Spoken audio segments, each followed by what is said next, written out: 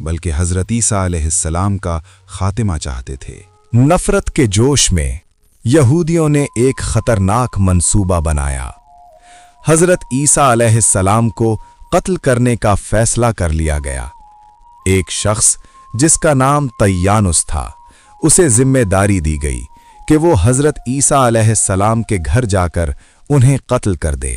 جب طیانوس بہت دیر تک حضرت عیسیٰ علیہ السلام کے مکان سے باہر نہ نکلا تو یہودیوں کو شک ہوا۔ انہوں نے دروازہ توڑا اور مکان کے اندر داخل ہو گئے۔ وہاں جو منظر انہوں نے دیکھا وہ ان کے وہم و گمان میں بھی نہ تھا۔ اللہ تعالیٰ نے اپنی خفیہ تدبیر کے تحت طیانوس کی شکل حضرت عیسیٰ علیہ السلام جیسی بنا دی تھی۔ یہودیوں نے بغیر تحقیق کیے، بغیر سچ جانے، طیانوس کو ہی حضرت عیسیٰ علیہ السلام سمجھ لیا۔